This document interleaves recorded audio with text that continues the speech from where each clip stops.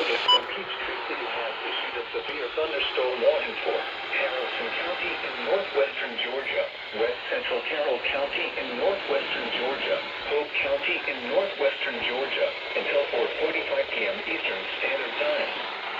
At 3:52 p.m. Eastern Standard Time, severe thunderstorms were located along the line extending from near Edna to near Edwardsville, Pennsylvania, moving northeast at 60 miles per hour.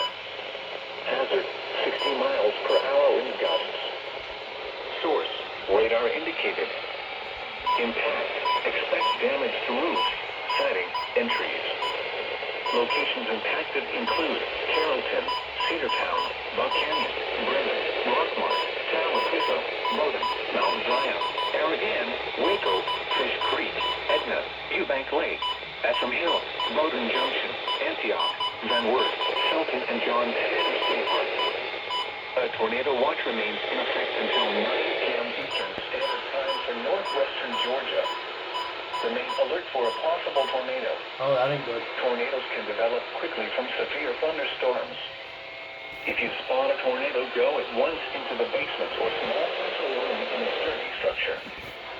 For your protection, move to an interior room on the lowest floor of a building.